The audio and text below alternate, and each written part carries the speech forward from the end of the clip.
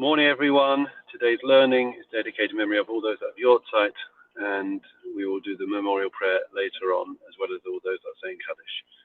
So we begin today picking up where we left off, discussing about faith in the previous session.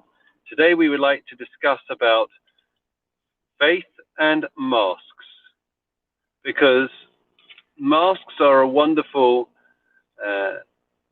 I think a metaphor would be for God in this world. So much of what God does is masked. We find ourselves currently hiding or trying to shield and protect ourselves behind masks. So the question is, especially starting with this week's Torah portion, and it goes on throughout Shemos and beyond, is the question as to how if God is performing all these miracles and God is running the world, which is a basic tenet of our faith, so why do we have to do anything? Think about the following, consider the following. Noah spent 120 years building an ark. Why did Noah have to build an ark if in any case, according to our sages, there's consensus, the ark was never going to be big enough? God still had to make a miracle and expand on what Noah had built in order to be able to facilitate all the animals to come in.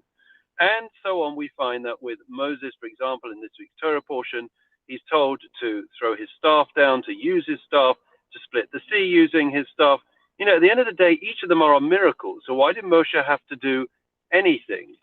And it goes on and on and on throughout all the other various things. Jacob, for example, put 12 stones around his head. Sorry, he put 12 stones around his head to protect himself from wild animals. And the Ramban and others say, well, that seems a futile exercise. At the end of the day, putting stones around yourself, it may be something, but in reality, it's not going to protect you. You're still reliant on God. And the answer was and is that we are expected to do our part. We've spoken many times about the idea of there being this partnership between us and God. I apologize, by the way, that I'm not in my usual locale with the normal background, but everything in COVID is thrown up, and therefore I find myself on the road. Don't worry, it's a journey of tremendous necessity, I can assure you. So there are various levels that people can understand, that there's levels that we are all on in relation to our relationship, our faith, our relationship with God, and how we relate to God's manifestation in the world. The highest level, obviously, is for those exceptionally righteous, pious individuals that see the whole world as a camouflage. All the things that go on in the world are a camouflage. In essence, the whole world is miraculous. Everything is God's doing, and they see and recognize that. And therefore, in the words of Rav Dessler, we are just going through the motions, as it were, a pathetic exercise in trying to cover up the miracles. Think about it. Everything is miraculous. Everything works because of the divine will. So what is the point in us doing anything? And the answer is that we are expected to do, as co-creators, as partners in creation. God expects us to do something. Rabbi Tatz gives a beautiful analogy. Imagine somebody's playing the piano, right? And when he's pressing the keys, what exactly are they doing? So a child will think that the music is coming from pressing the keys. But a person with greater maturity and sophistication will recognize that the keys, in fact, are not making any music. The keys are merely instruments to be able to facilitate that music to be played, right? They're on a piece of wood and also strings, and therefore they go up and down, and eventually music comes out, the piano. But it's not the keys per se, but it looks as if it's the keys that are making the music. So it is, says Rabbi Tatz, that on this higher level, right, the highest level is people that recognize that the Almighty is involved in running everything and nothing we can do on our own, right? But we are expected, like pressing the keys, to do our bit in this world to show and to cover up the overt miracles. That's the highest level. Now, there are 5 levels. The next level down from that would be somebody that's grappling, that believes that, in fact, they are actually, nature and miracles are not quite one, right? And therefore, the struggle and challenge for them is to break the illusion that what we are doing is reality in the world. Okay? In other words, let's say I go to work, right? And I make a deal. The challenge will be to recognize that when I made that deal actually came from God, right? I had to do something in the world. I can't sit back and rely on open miracles because we're not in that era. But in reality, it's no less miraculous, right? Our sustenance, our functioning, the fact that we live, and that is the next level down. And just to stop there, I think that these are the levels that we have to aim for in our lives. So let's start with the second level that we just spoke about. So something happens to me. I can either attribute the tremendous success to me personally, or I can say, yeah, I gave it my all, but thank God, Baruch Hashem, the Almighty, willed it and enabled me and blessed me with the ability to be able to do this. And one of the things, the old joke about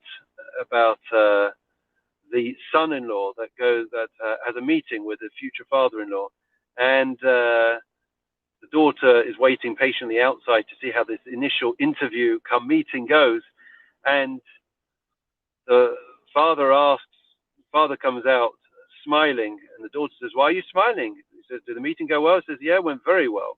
I asked him how he's going to provide for you, and he says, "Oh, Be'ezras Hashem, God will provide." And then I went on to say to him, "And how are you going to have a house where you're going to live?" He says, "Be'ezras Hashem, God will provide," and so on and so forth.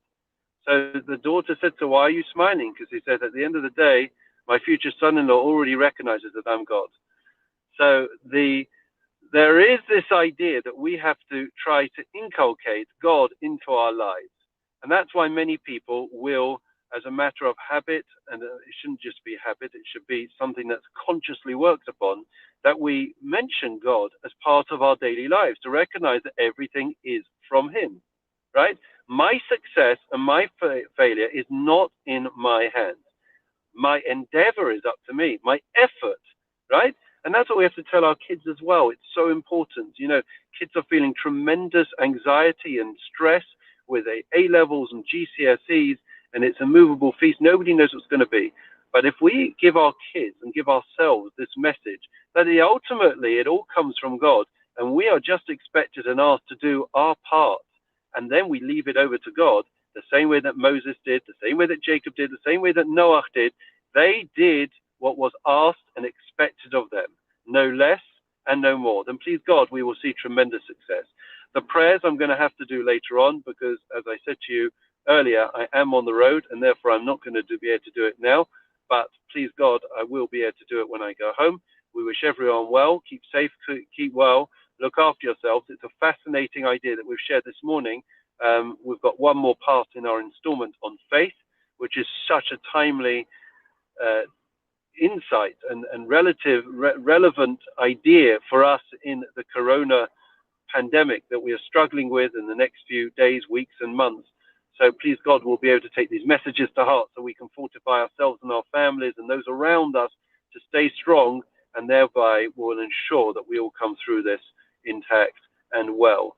I would ask everyone to remind everyone that if you do have neighbors or friends, and I'm not speaking to everyone beyond our community as well, if you have neighbors and friends that in the first pandemic you may have contacted, and it may be that things have moved on since then, please be in touch once again. We are asking everyone, I'm sure all communities are doing this, asking everyone to reach out to those that are alone, those that are shielding, those that are, cannot get out. Please text them, WhatsApp them, or just call them just to check up on them and see if they need any shopping. Having made some phone calls yesterday, I can see that there is a growing fear and anxiety in this particular new strain, and therefore, please God, everyone should be well. Looking forward to hearing from the great Professor Silman tonight about COVID. It should be a phenomenal talk. It's a great privilege to have him. Please tune in later. Take